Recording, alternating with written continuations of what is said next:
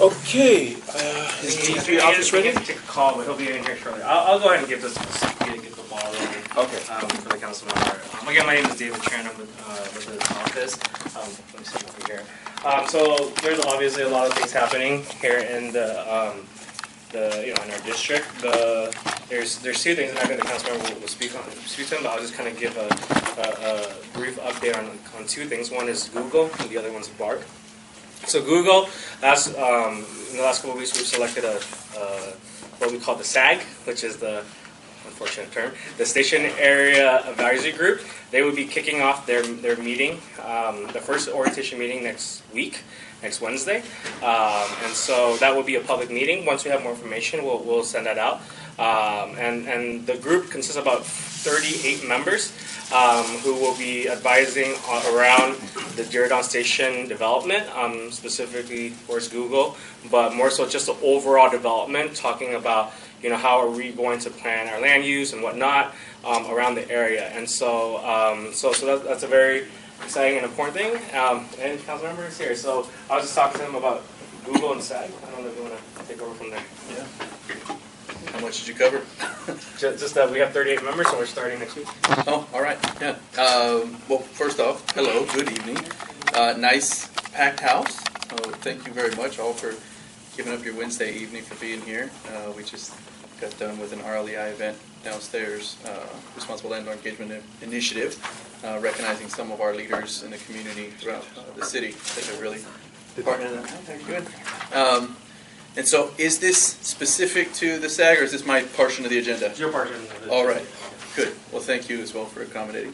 And so, to kind of finish up what David was saying, we are at the stage where now we're going to be able to have community meetings with both the city, Google, our SAG members, Station Area Advisory Group is what that stands for, and inviting in the public to come in and now be able to finally have those discussions about what this project is going to entail, what it is that the community priorities will be for the project, and we will begin those next week. What day?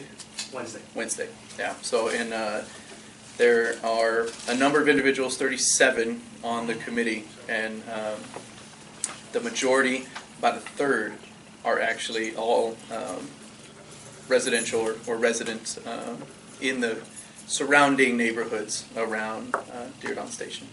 So we're looking forward to that opportunity.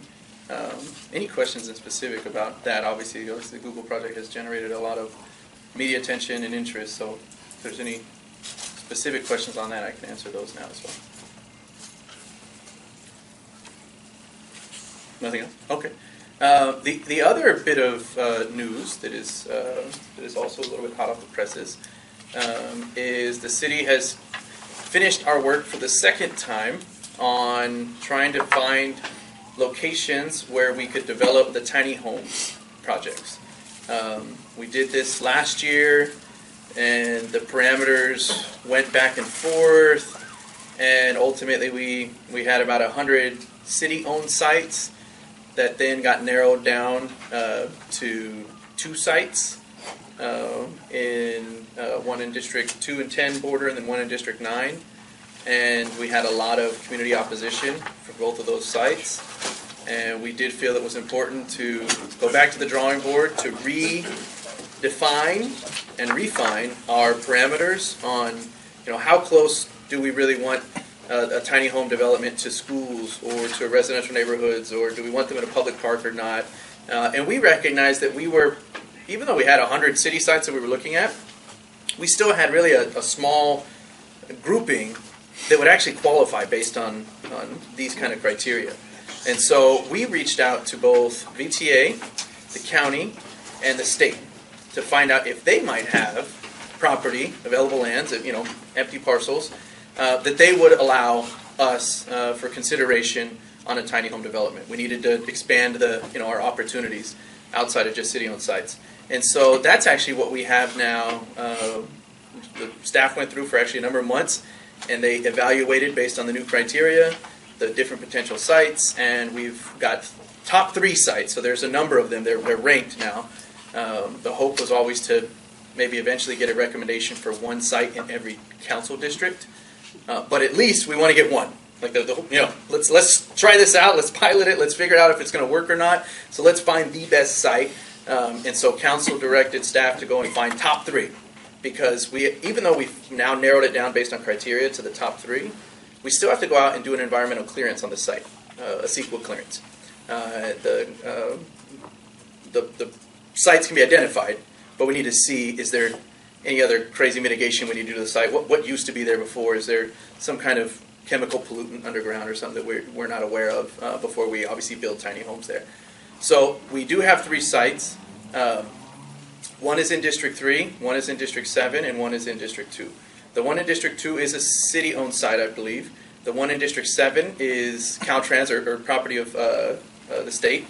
And then the one in District 3 is VTA property. So it did benefit us to reach out to our neighboring agencies to see if they had available sites, because these are some of the sites that popped up.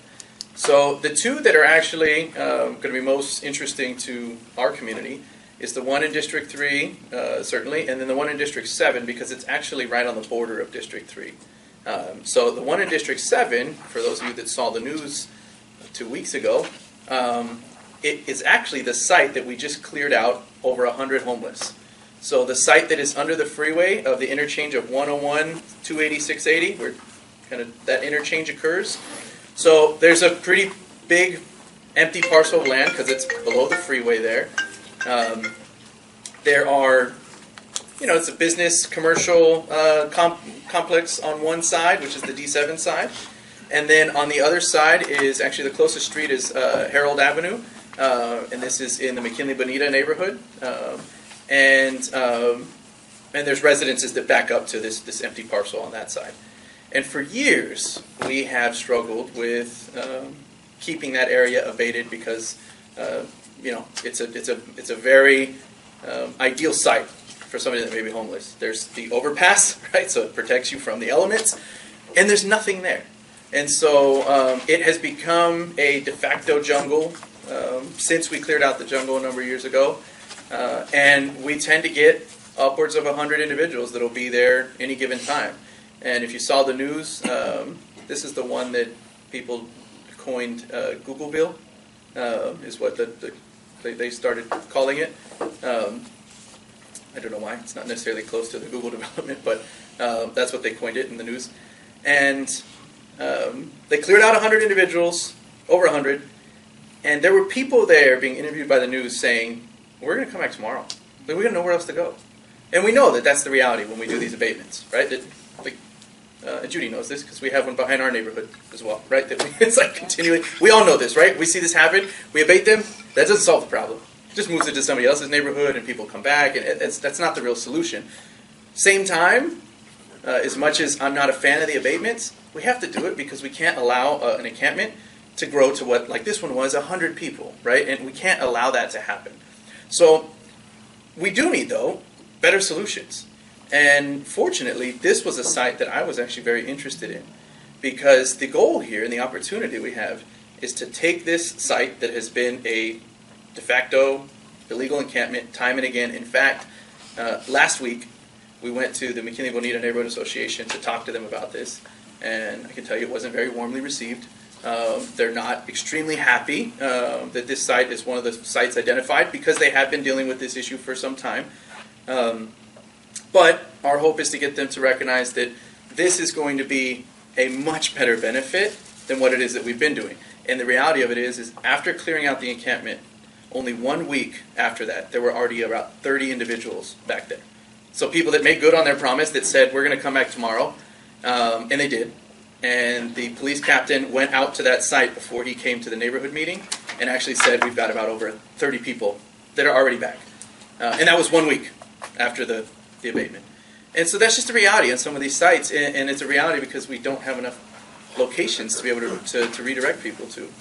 And so for me, this is quite an opportunity for, one, an area that we know that is a hot spot. If we can take an area that's had 100 people, it's been, hasn't been managed, doesn't have any of the proper amenities, no trash cans, no restrooms, none of that. If we could turn that exact location into a place with proper homes, tiny homes, with bathrooms, facilities, right, showers, places to eat, sanitary, and we can manage it. So we're expected to have around 40, maybe 50 tops individuals at these tiny home sites with on-site services. Because obviously we know individuals that are out there living on the street also need support. And so we can provide the on-site services, we can provide the on-site security, make sure that this area does not become what it is right now, which is just a continually reoccurring illegal encampment.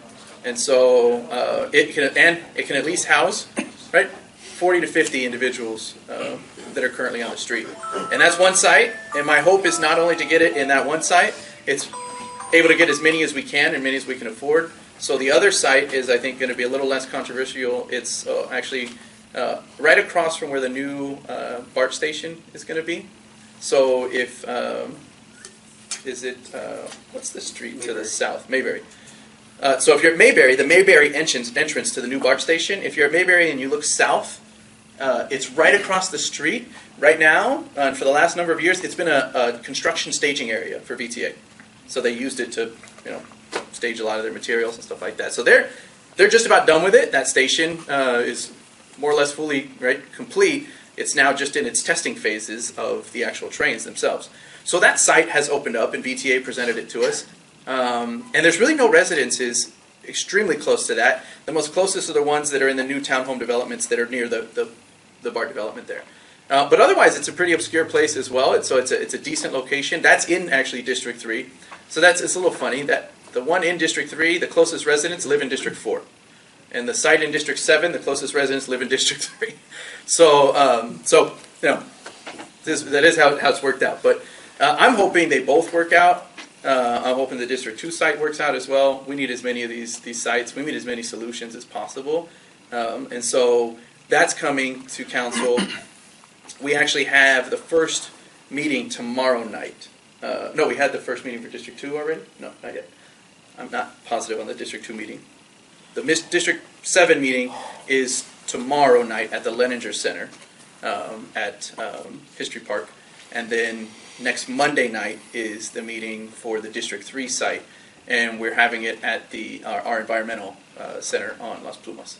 And so very, I think, promising solutions to a situation that is really not just unique to the city of San Jose, starting to get recognition actually at the state level.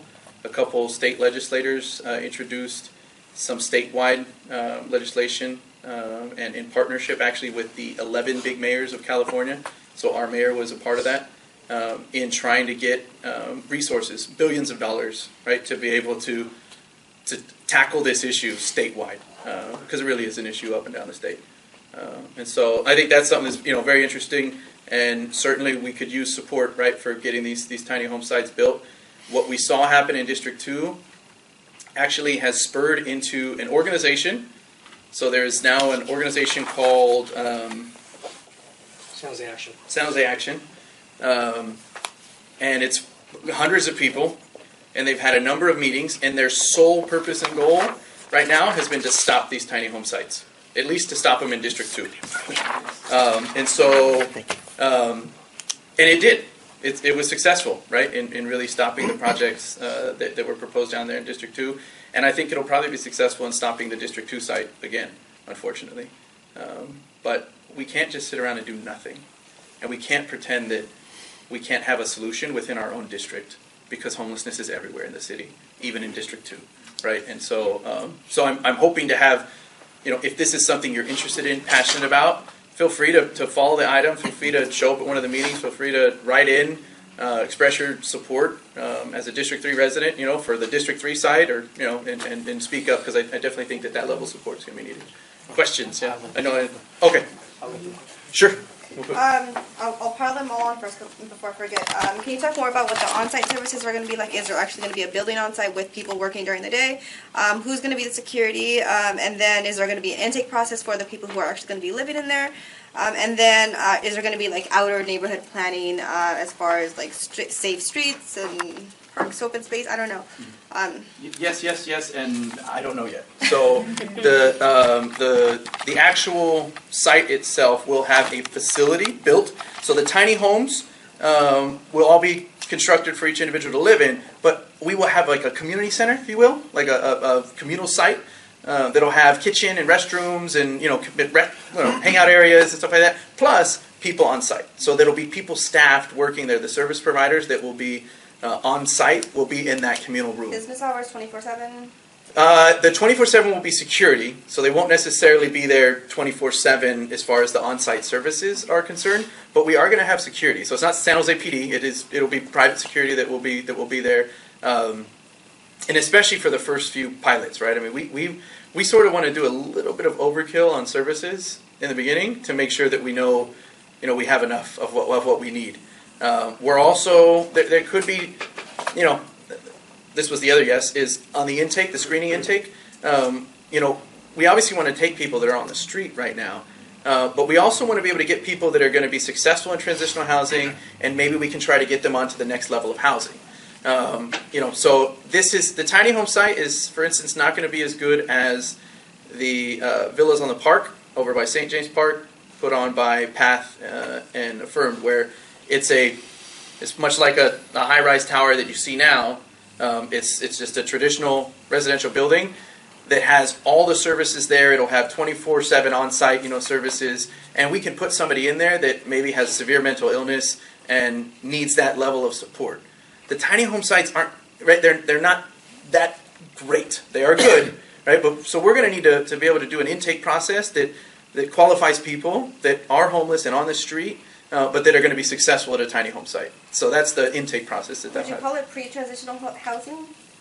No, it would be transitional housing. So because we may have people that are here for a year or so, but the goal is to get them into more permanent housing. So this would be the transitional housing.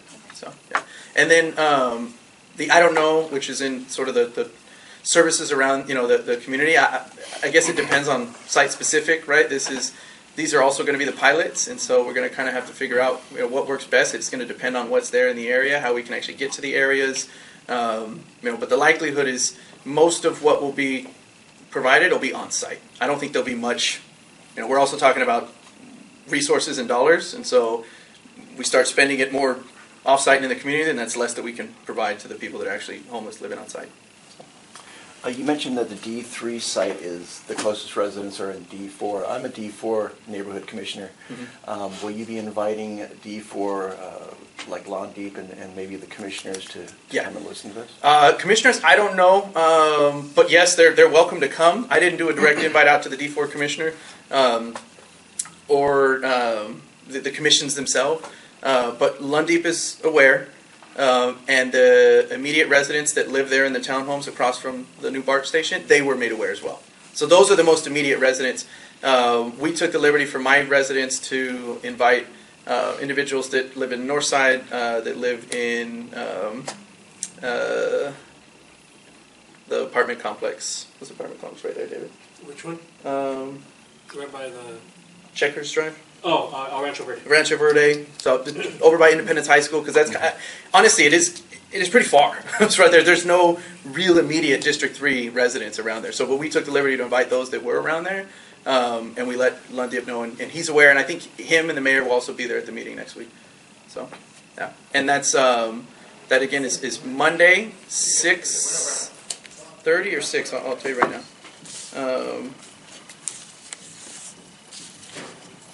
That'll be next Monday, 6:30, 1608 Las Plumas, which is our environmental center.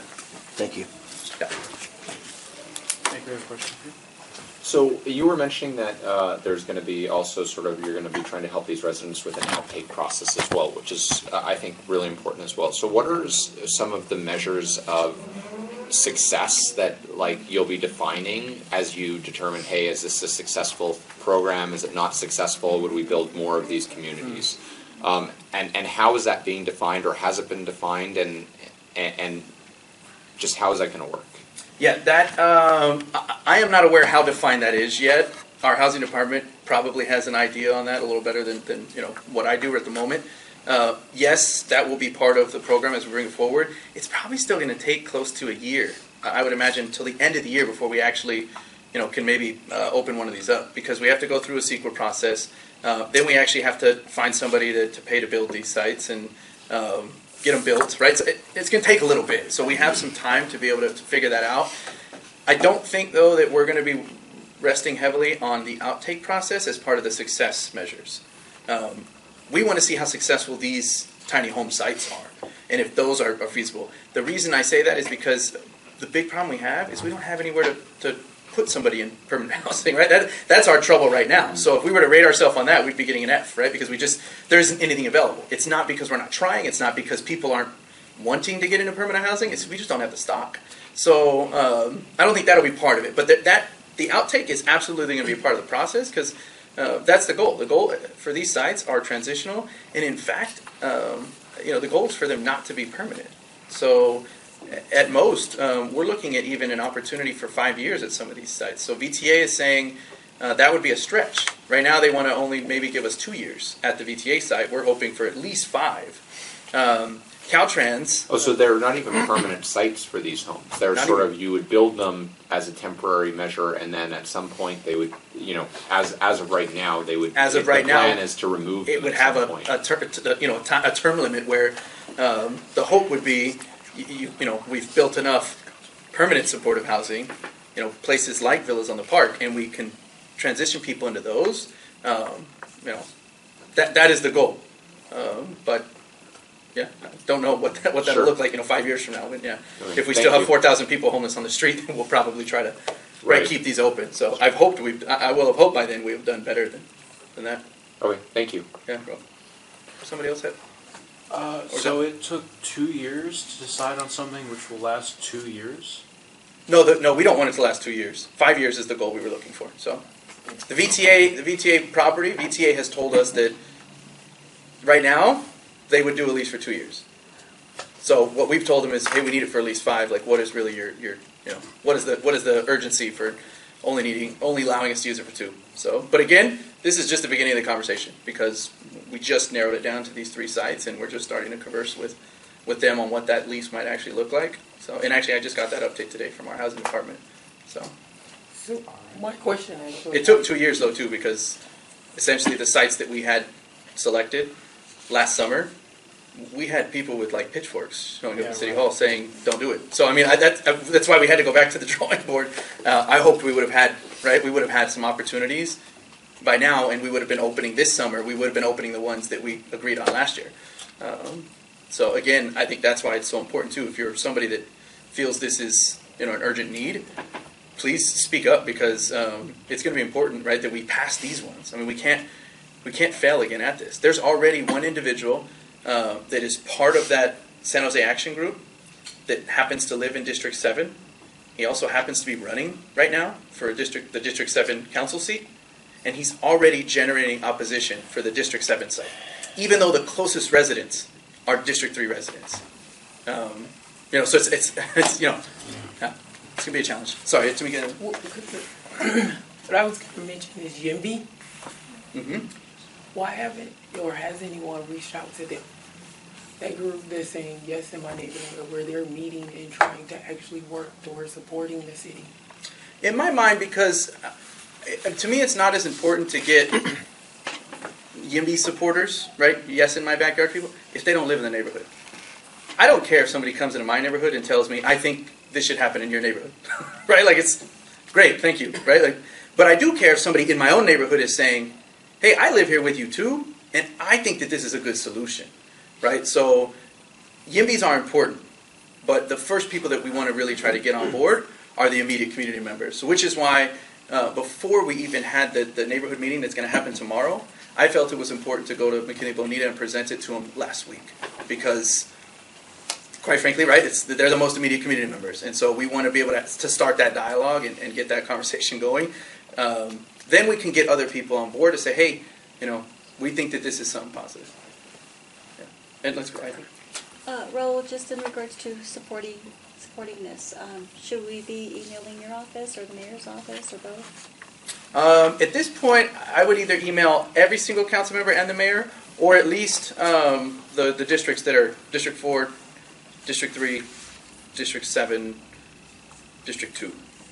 I guess those are the districts that are. But it's easier to just do District, 1 at sanjoseca.gov, District 2 is, if you want to just do all of them, Okay. because we're all going to have to vote on it. Now, granted, it's going to be very easy for District 1 to vote on this because he's like, man, nothing's happening in my neighborhood. None of his neighbors are upset, right? So, yeah. Very good, thank you. And so one of the problems with homelessness is some of these people get mixed up in drugs and alcohol and so forth. So, and this is just a natural part of helping these people transition out of that, right? So there's certain people who are willing to kind of be helped and want to get out of that. There's other people who are just, they're happy living in that type of environment and so forth. What are the rules that are going to be created around this in these types of communities? I mean, if people are, on drugs or addicted to alcohol or any of these things, I mean, personally, I'm supportive still of allowing those types of people into these areas because you have to find a way to help. But at the same time, I think there needs to be a balance between that and just plain out enablement and allowing these tiny communities to kind of degrade into, those types of nests as well. I mean, without them, you still have those problems, but I'm just curious, what's your view on that? And are there plans in place to try to deal with the different types of people? Yeah, absolutely. So that'll be part of the intake process. Like I said, there will be a little bit of a higher threshold for somebody that's going to go into this housing versus somebody that's going to go into the new 2nd Street Studios at 2nd and Keys, or somebody that's going to go into Villas on the Park. Because these are tiny homes, right? And it's a little bit more obscure. It's going to be harder for PD and fire to get out to these sites, right? And so we are going to have to be a little bit more tight on our restrictions for intake. I think that's positive, right, for these sites and for the communities that live around there, because they can at least be a little bit more assured. All right, we may not have, the most challenging homeless to be here on the sites. But we recognize that that's also just part of the challenge that we face with a good majority of our homeless, be it mental illness or drug or alcohol addiction. So we absolutely have to house those individuals too. We just can't allow for lawless societies or communities, right, to be created in these areas, which, as you point out, that's exactly what's happening now, right? So we get to come in and actually monitor that better. Just like we would in our permanent supportive housing, there's rules and restrictions, and you can lose your housing and end up back on the street, right, if you don't follow those.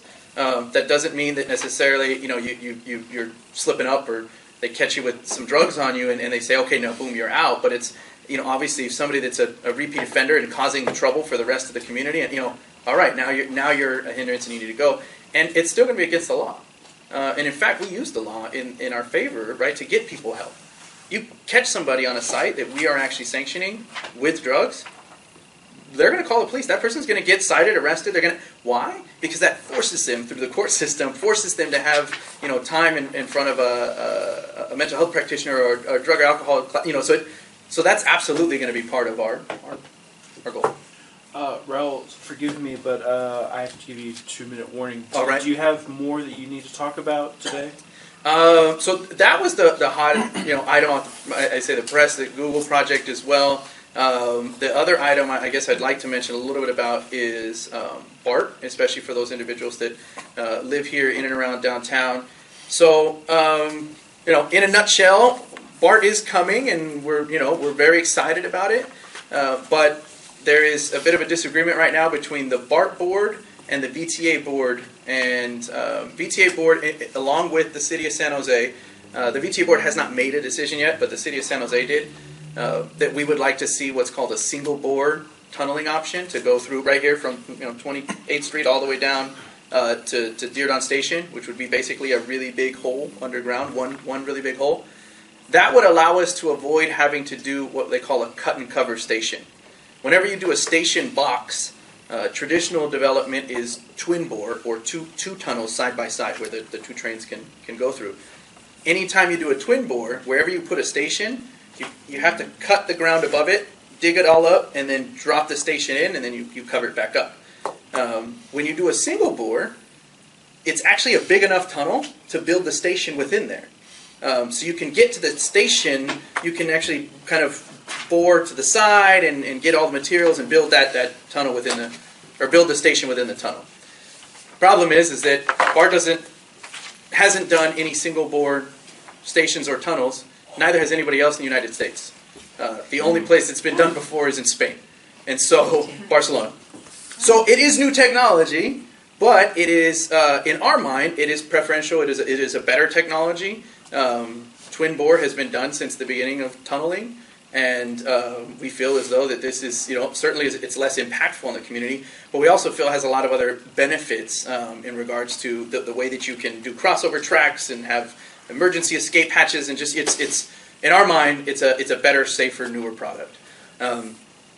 BART is at odds with us on that. The VTA board was ready to make a decision. BART was not in agreement. We tried to come together on an agreement, and ultimately we had to ask the Federal Rail Authority to allow us a delay, 3-month delay, in making the final authorization on what we call a full funding grant agreement, because we have money at stake that the Federal Rail Authority is going to grant us to build the project. But they're not going to grant it to us if BART and us are at odds on what project to build, right? They're saying, figure it out and tell us, what you want to build. They're fine to grant for either one. It's just going to be a matter of, we need to come to terms with BART. And so we got a 3-month extension. That work is going on right now. That decision will be made this year. Like I said, no matter what, BART is coming. But we will find out this year if it's going to be a twin bore or a single bore, and if that means we're going to have a giant hole in the middle of downtown. For about 3 years, it'll be a hole. It'll have some plates over it for another 4, and then it'll be 3 years of another hole when they're completing it.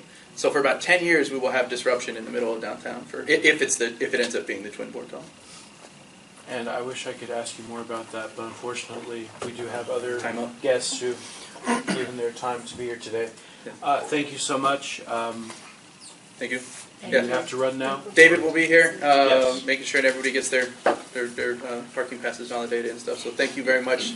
Again, thank you all for being here. It's a good turnout. So I appreciate seeing everybody proud. Thank you. Thanks, Rob. Yeah. Thank you.